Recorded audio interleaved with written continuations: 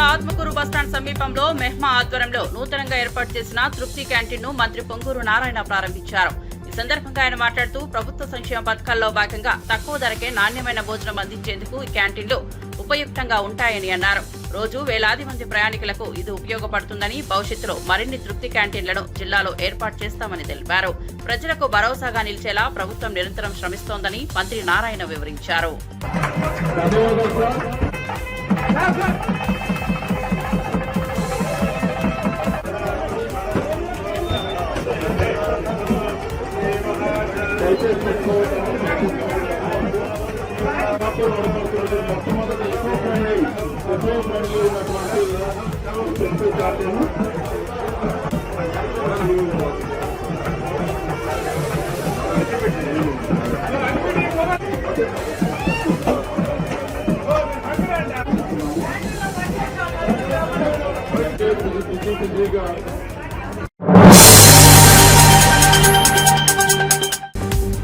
మాజీ మంత్రి అనిల్ కుమార్ యాదవ్ పై Nellore rural MLA Kotamreddy Srinivasulu Reddy తీవ్ర వ్యాఖ్యలు చేశారు.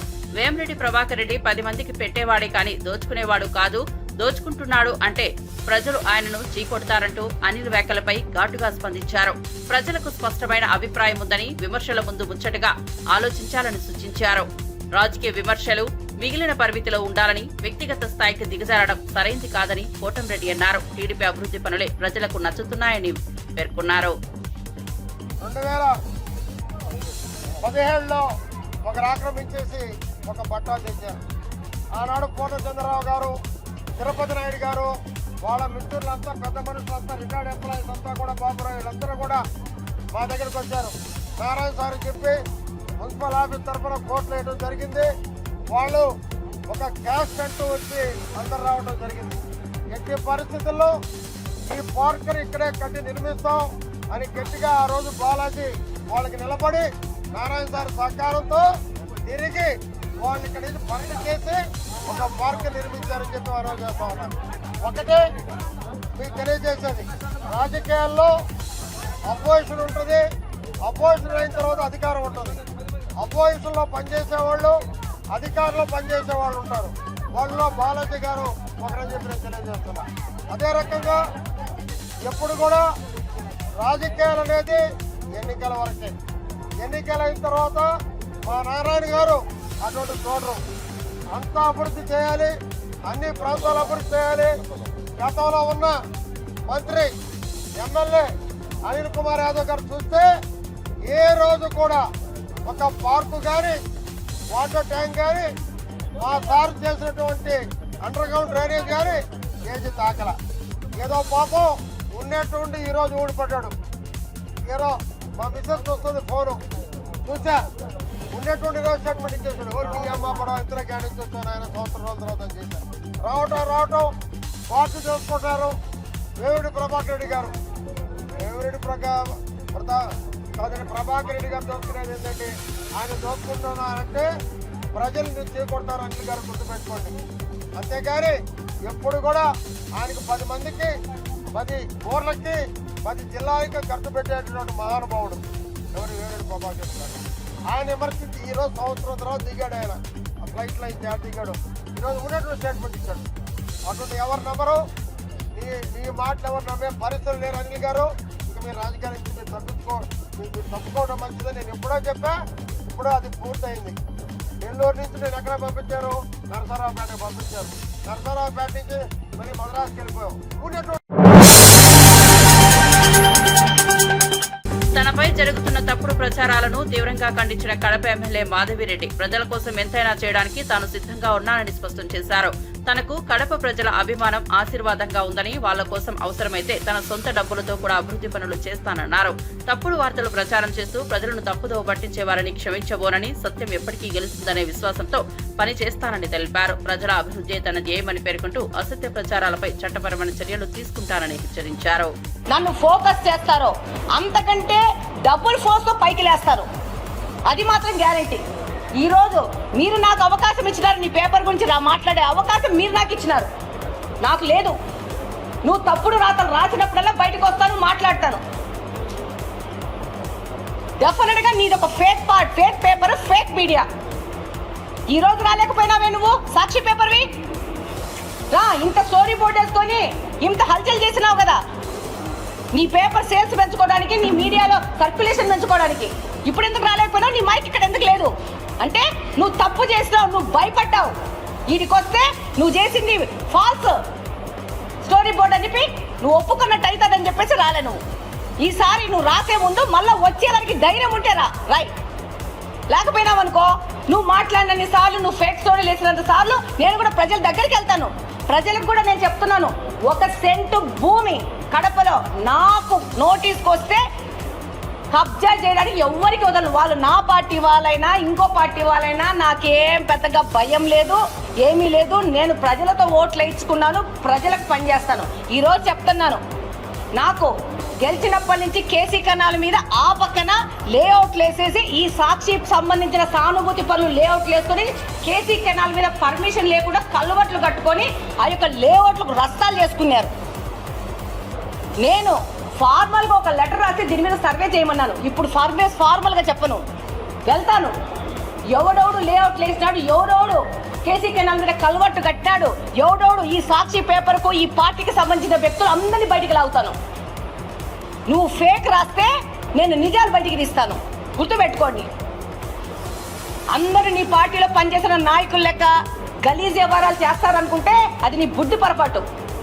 నేను కడప ప్రజలకు మాత్రం పనిచేస్తాను. కుదిరితే నా శక్తి ఉంటే 10 రూపాయలు కడప ప్రజల కోసం ఖర్చు పెడతాను. ప్రజల దగ్గర నుంచి నాకు ఒక్క దయా పైసా కూడా అక్కర్లేదు, గుర్తుపెట్టుకోండి. ఈరోజు ఎంతో మంది వస్తారు, నా చేతనైనా కానీ నేను సాయం చేస్తా ఉన్నాను. ఎంతో మంది గ్రీవెన్స్కి వస్తారు. ఒక్కసారి గ్రీవెన్స్కి ఏ రోజు వచ్చి కవర్ చేసినావు నువ్వు? ఇక్కడ ఏం జరుగుతున్నాయో సిగ్గుండాల మనిషికి. నీ పేపర్ వాళ్ళు నువ్వు ఆర్థికంగా సాయం చేయకపోతే నా దగ్గరికి వస్తున్నారు సీఎం రిలీఫ్ ఫండ్ కోసం. కాశ్మీర్లో ఉగ్రదాడితో దేశం విషాదంలో మునిగిపోతుండగా తెలంగాణలో ఆందోళన పోటీలు నిర్వహించడం సిగ్గుచేటని విహెచ్పి జాతీయ ప్రతినిధి డాక్టర్ రావినుతల శశిధర్ తీవ్రంగా మండిపడ్డారు.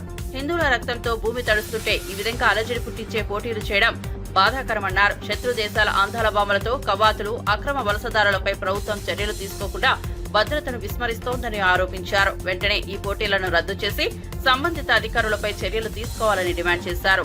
భారత భద్రతకు ఇది క్షీణతగా పేర్కొన్నారు. అందాల కాశ్మీరం హిందువుల రక్తంతో తడిచి యావత్ దేశం విచారంలో ఉంటే తెలంగాణ ప్రభుత్వం మిస్ వరల్డ్ పోటీల పేరుతోటి అందాలు ఆరబోసేటువంటి పోటీలు నిర్వహించేటువంటి పనిలో నిమగ్నమై ఉన్నది. దేశ సార్వభౌమత్వాన్ని కాపాడడానికి త్రివిధ దళాలు ఆర్మీ, నేవీ, ఎయిర్ ఫోర్స్ దేశ సరిహద్దు లోపల కవాతు నిర్వహిస్తూ ఉంటే తెలంగాణ ప్రభుత్వం మన శత్రు దేశాలైనటువంటి భారత్పై యుద్ధానికి సిద్ధమవుతున్నటువంటి పాకిస్తాన్ నుంచి, భారత్ పాకిస్తాన్ యుద్ధం సంభవిస్తే పాకిస్తాన్కు మద్దతుగా నిలవడానికి ముందుకు వస్తున్నటువంటి బంగ్లాదేశ్ నుంచి, ఇప్పటికే పాకిస్తాన్కు యుద్ధ నౌకలను పంపినటువంటి టర్కీ నుంచి, ఖలిస్తాన్ వేర్పాటువాదాన్ని ప్రోత్సహిస్తూ దేశ సార్వభౌమత్వానికి సవాలు విసురుతున్నటువంటి కెనడా నుంచి అందాల భామలను పిలిపించి ఇక్కడ భాగ్యనగరం లోపల కవాతు నిర్వహించడానికి తెలంగాణ ప్రభుత్వం సిద్ధమవుతోంది. దేశంలోని అనేక రాష్ట్రాలు, దేశంలో అక్రమంగా ప్రవేశించినటువంటి పాకిస్తాన్, బంగ్లాదేశ్, రోహింగ్యా అక్రమ చొరబాటుదారులను గుర్తించి అరెస్టు చేసి తిరిగి పంపేటువంటి పనిలో నిమగ్నమైతే తెలంగాణ ప్రభుత్వము ప్రపంచ అందాల భామల యొక్క సేవ లోపట పూర్తి యంత్రాంగం, అటు రెవెన్యూ యంత్రాంగం, పోలీసు యంత్రాంగం అందాల భామల సేవ లోపట నిమగ్నమైంది. మేము డిమాండ్ చేస్తూ ఉన్నాం, తెలంగాణ ప్రభుత్వం వెంటనే అందాల పోటీలను రద్దు చేసుకోవాలా. అదేవిధంగా ఈ దేశం లోపల ప్రవేశించినటువంటి అక్రమ వలసదారులు, అటు పాకిస్తాన్, బంగ్లాదేశ్, రోహింగ్యా అక్రమ వలసదారులైనటువంటి ముస్లింలను గుర్తించి వెంటనే వెనక్కి పంపాలి. ఈ దేశంలో ఏదైతే తీవ్రవాద కార్యకలాపాలకు కేంద్ర బిందువులుగా మారుతున్నాయన్నటువంటి అనేక ఆరోపణలు ఉన్నటువంటి మదర్సాలపైన తెలంగాణ రాష్ట్రం లోపల మదర్సా యాక్టివిటీ పైన సమగ్రమైనటువంటి నిఘా పెట్టాలా, సమగ్రమైనటువంటి దర్యాప్తు జరపాలా. ప్రపంచ అందాల పోటీల పట్ల ఈ తెలంగాణ ప్రజలు చాలా ఆవేశం, ఆక్రోశం ఉన్నారనేటువంటి విషయము తెలంగాణ ప్రభుత్వం గుర్తించాలా. వెంటనే బేషరతుగా తెలంగాణ ప్రభుత్వం అందాల పోటీలను రద్దు చేసుకోవాలా. ప్రజలు తిరగబడక ముందే తెలంగాణ ప్రభుత్వం సరైనటువంటి చర్యలు తీసుకోవాల్సిన అవసరం ఉంది.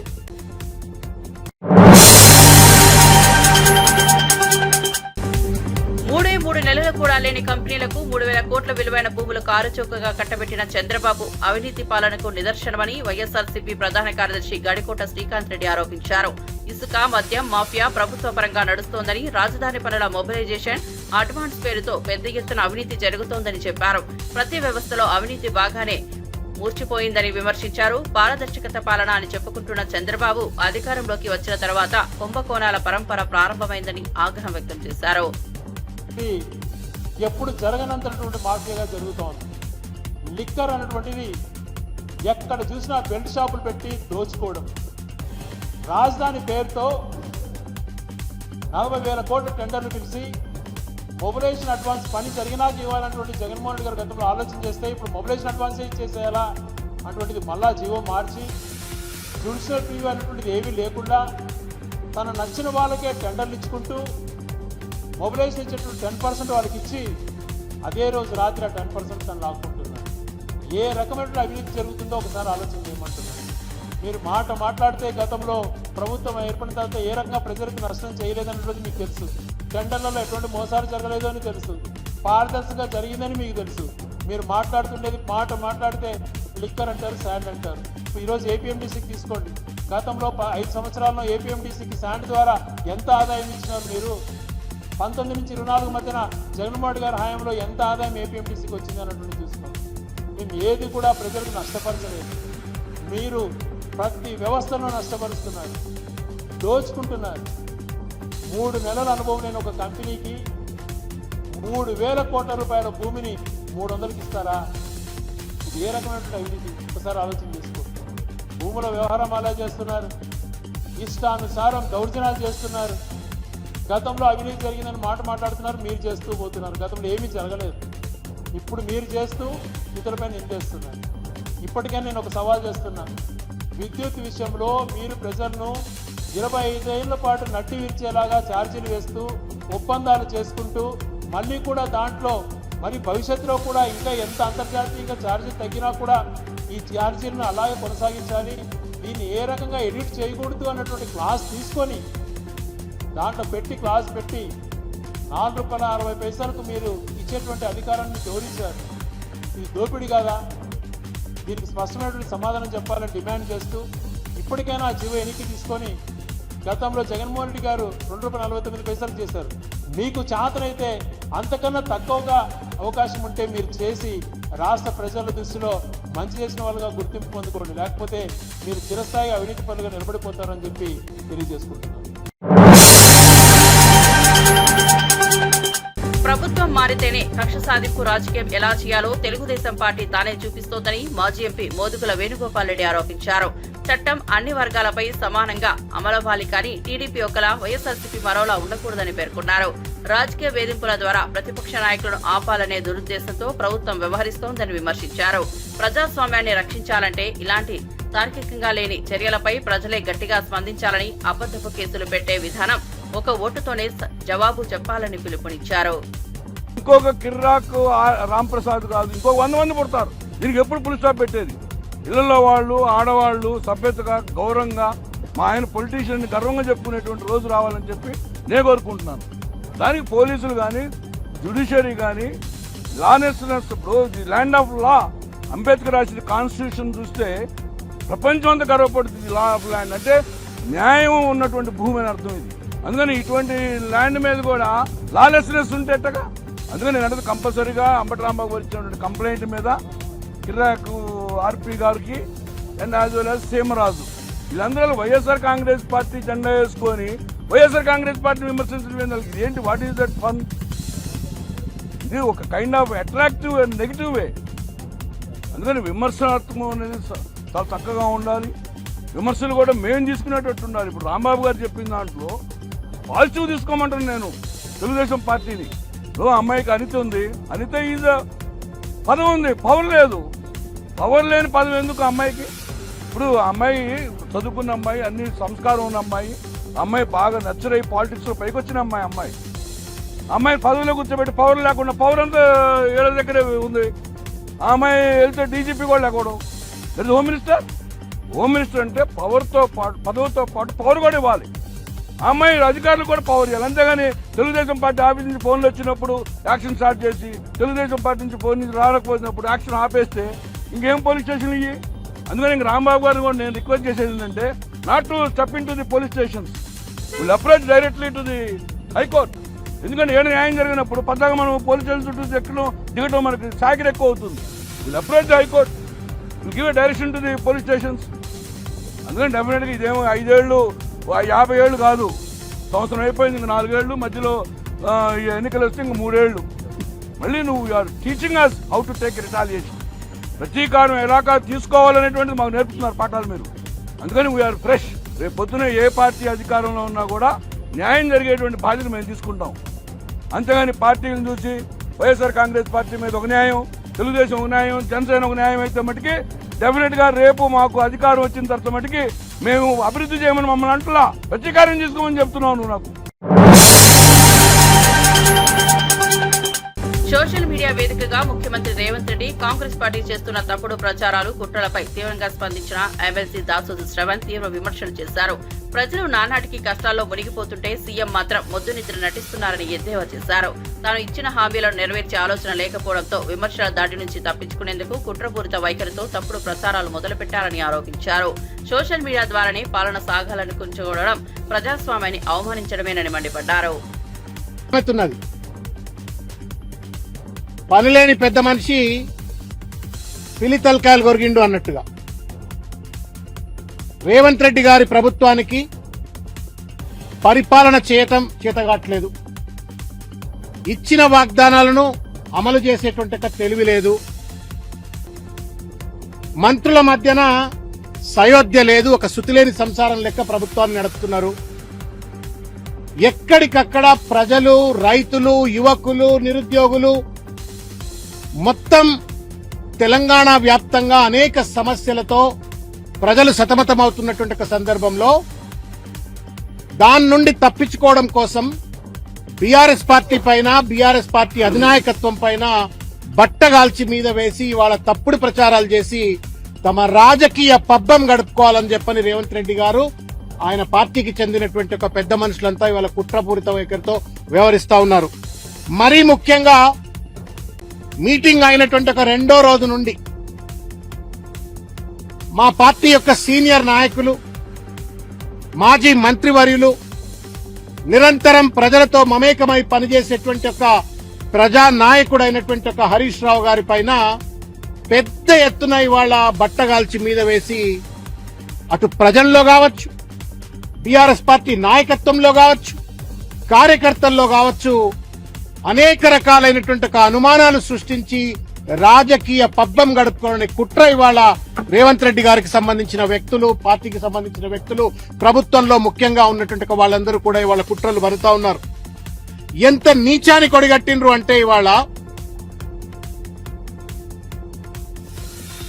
వాళ్ళిద్దరూ బావా బమర్దులైనప్పటికీ కూడా సొంత అన్నదమ్ములు లెక్కుంటారు వాళ్ళు. కేటీఆర్ గారు, హరీష్ రావు గారు 2 పిల్లర్స్ లెక్క పార్టీకి నిరంతరంగా పనిచేసేటువంటి ఒక కృష్ణార్జున్ లెక్క పనిచేసేటువంటి ఒక అత్యంత సయోధ్య, అవగాహన కలిగినటువంటి ఒక సంబంధ బాంధవ్యాలను ఆ ఇద్దరి నాయకుల మధ్యన, కేటీఆర్ గారి తర్వాత హరీష్ రావు గారి మధ్యన వైరుధ్యాలు సృష్టించే ఒక ప్రయత్నం చేస్తా ఉన్నారు.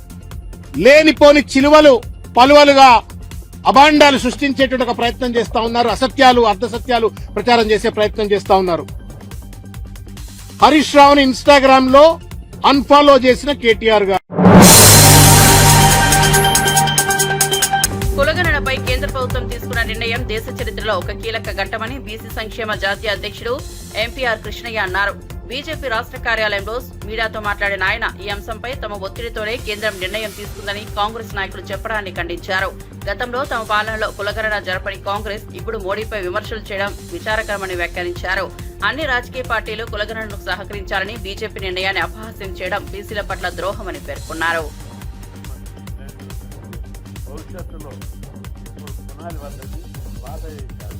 ఈ బాధ ప్రకారం భవిష్యత్తులో చట్టసభను రిజర్వేషన్లకు కేంద్ర స్థాయిలో ఉద్యోగాలను సమానమైన చదువుకోవడానికి హాస్టళ్లు, గురుకులాలు, మ్యూజియంలు, భారత్ అన్ని రాష్ట్రాల్లో కూడా ఏర్పడే అవకాశం లభిస్తుంది. ఇప్పటికే ప్రధానమంత్రి గారు భారతీయ సంగీత అధికారంలో కేంద్ర స్థాయిలో జాతీయ విద్య కమిషన్ ఏర్పడి దానికి రాజ్యాంగబద్ధమైన హోదా ఇచ్చారు. రెండవది అన్ని కులాలకు ఆధారాలు అందించాలని ట్రైనింగ్ కమిషన్ నియమించి కేంద్రంలో ఉన్నటువంటి రిజర్వేషన్లను ఏబీసీ వర్గీకరణకు ఏర్పాటు చేశారు. ఇప్పుడు జనాభా లెక్కలు అందరి ఏబీసీ ఇవో ఇవ్వలేదు. అదేవిధంగా అత్యంత వెనుకబడిన కులాలకు ఐఐటి ఐఐఎం లోపల ఫీజు రియంబర్స్మెంట్ ఇవ్వాలని ఆల్రెడీ చేస్తున్నది. అది త్వరలో అయ్యే ప్రాసెస్. కాబట్టి గత ప్రభుత్వాలు అన్ని కూడా మండల్ కమిషన్ టోటల్ ఇంప్లిమెంట్ చేసి ఈరోజు మండల్ కమిషన్ ఒక్కొక్కటి మోడీ గారు జాతీయ రాజ్యాంగబద్ధమైన హోదా, కులగణన, ఇంకా మిగతా కూడా డిమాండ్ అన్నింటి కూడా డిమాండ్ అనేది ఒక్కొక్కటి తీర్చడానికి అవకాశం ఉంటుంది. రాష్ట్ర ప్రభుత్వం సవాల్ చేస్తున్న వచ్చేది బీజేపీ ప్రభుత్వం అని చెప్పి ఈ సందర్భంగా ప్రజలందరూ కోరుకుంటున్నారు. ఇప్పటివరకు కాంగ్రెస్ ప్రభుత్వాన్ని విషయం, టీఆర్ఎస్ ప్రభుత్వాన్ని విషయం వీళ్ళు అప్పు చేస్తున్నారు. రాష్ట్రానికి జీతాలు ఇచ్చే పరిస్థితులు లేదు, పెన్షన్ ఇచ్చే పరిస్థితులు లేదు, స్కాలర్షిప్ ఇచ్చే పరిస్థితులు లేదు, ఇంటికి ఇచ్చే పరిస్థితులు లేదు. ఇంటిలకు ఎస్సీలకు వీళ్ళంతా ఏదో ఉద్ధరిస్తారని చెప్పి అనుకోవడం లేదు. కాబట్టి తప్పనిసరి బీజేపీ ప్రభుత్వం వస్తే నీతి నిజాయితీ ఉంటుంది. అదేవిధంగా భారత్ ఫీజులు ప్రతి ఒక్కరికి వస్తాయి. అదేవిధంగా బడ్జెట్ ఇక్కడ బడ్జెట్ జరగకపోతే ఢిల్లీ నుంచి బడ్జెట్ బీజేపీ ప్రభుత్వం చూడు ఢిల్లీలో మొన్న దాకా ఆయన టీకాలు ఇవ్వనేటటువంటి పరిస్థితి కేజ్రీవాల్. అమరావతి రాజధాని పునర్నిర్మాణ కార్యక్రమాలు విజయవంతంగా పూర్తయ్యాయని, దీనికి కృషి చేసిన అధికారులకు అభినందనలు తెలియజేస్తున్నానని ముఖ్యమంత్రి చంద్రబాబు నాయుడు అన్నారు. ప్రధాని నరేంద్ర మోదీ చేతుల మీదుగా జరిగిన ప్రారంభోత్సవం చారిత్రాత్మకంగా నిలిచిపోయిందన్నారు. అతి తక్కువ సమయంలో శుభారంభ ఏర్పాట్లు చేసిన ప్రభుత్వ యంత్రాంగం అప్రమత్తంగా పనిచేస్తోందని ప్రశంసించారు. ప్రపంచ స్థాయి రాజధాని నిర్మాణంలో ప్రతి శాఖ సమన్వయంతో ముందుకు సాగిందని చెప్పారు. ఇదే స్ఫూర్తితో భవిష్యత్తులో అన్ని దశలో సమర్థవంతంగా అభివృద్ధి జరగాలన్నారు.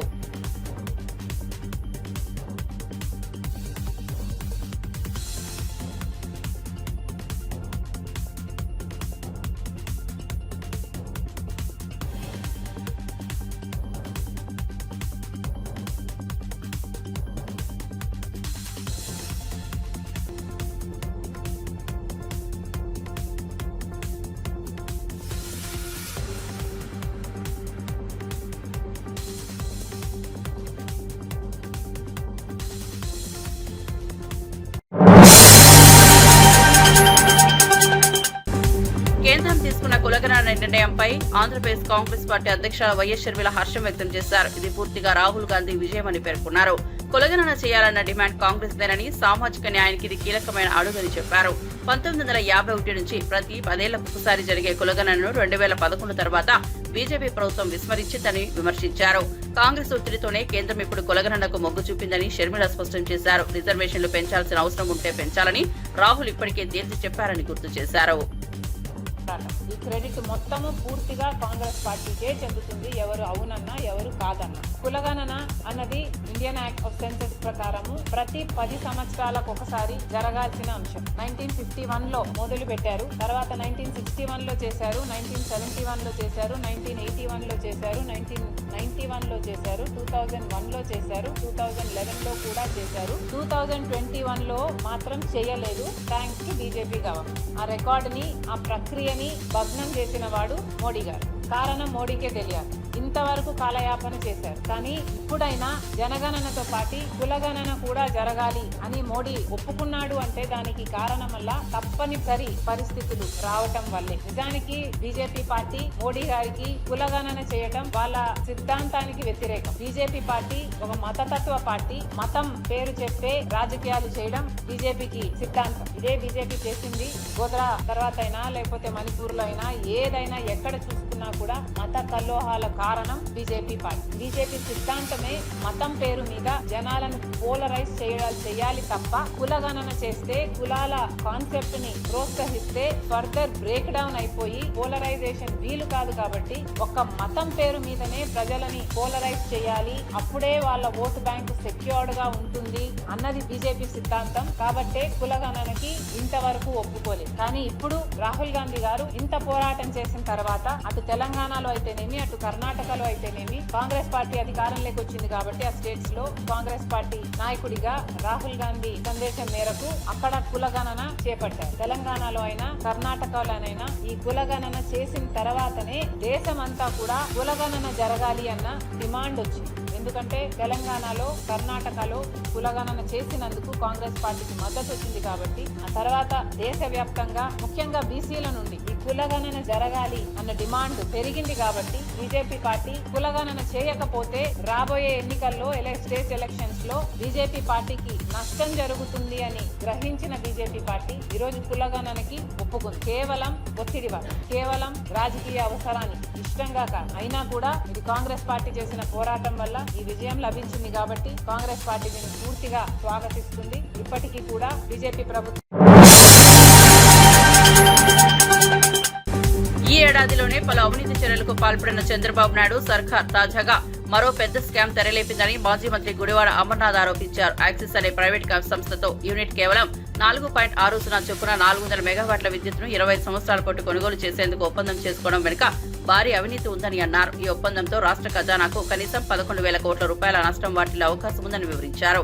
ప్రజాధనం మీద చంద్రబాబు తన బినామీలతో స్కామ్లు చేస్తూ వేల కోట్లు దోచుకుంటున్నారని తీవ్ర విమర్శలు చేశారు. గత ప్రభుత్వంలో జగన్మోహన్ రెడ్డి గారి నాయకత్వంలో చేస్తే ముఖ్యంగా ఎల్లో మీడియా ఎంత గగ్గోలు పెట్టిందంటే ఇందులో ఏదో అవినీతి జరిగిపోయింది, 1,00,000 కోట్ల రూపాయలు ఇందులో అవినీతి జరిగిపోయింది. చంద్రబాబు నాయుడు గారు కూడా గతంలో ఎన్నికల ప్రచారంలో కాదు ముఖ్యమంత్రి అయిన తర్వాత కూడా ప్రజల ముందుకు వచ్చి టెక్కీతో జగన్మోహన్ రెడ్డి గారు చేసుకున్నటువంటి ఒప్పందం వల్ల రాష్ట్రానికి ఎంత నష్టం కలుగుతా ఉంది అని చెప్పి పెద్ద ఎత్తున ఒక దుష్ప్రచారాన్ని 10-15 రోజుల పాటు చేసినటువంటి విషయం మీ అందరికీ తెలుసు.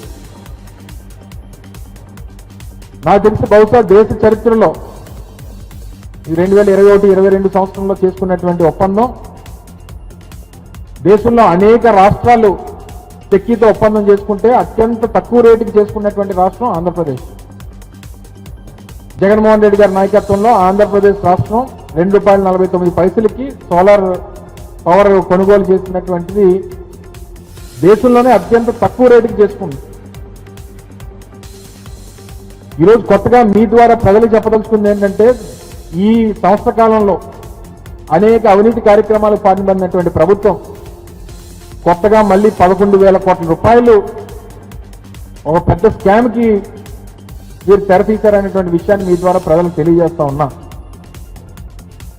ఆ రోజు జగన్మోహన్ రెడ్డి గారి నేతృత్వంలో ₹2.49 టెక్కీతో ఒప్పందం చేసుకుంటేనే గగ్గోలు పెట్టినటువంటి ఈ ప్రభుత్వం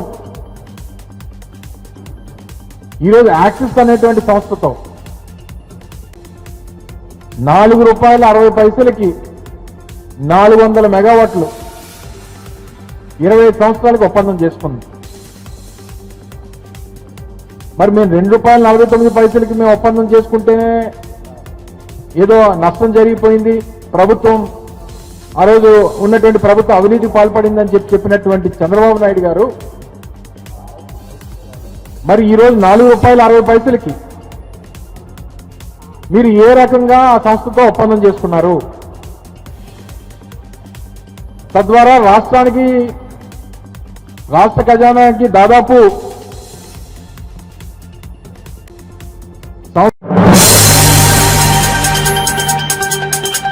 కర్ణాటక రాష్ట్రం బాగల్కోట్ జిల్లాలో అసాధారణ సంఘటన చోటు చేసుకుంది. 10వ తరగతి బోర్డు పరీక్షలో ఫెయిల్ అయిన అభిషేక్ ఎల్లప్ప అనే విద్యార్థికి తల్లిదండ్రులు కేక్ కట్ చేసి సంబరాలు జరిపారు.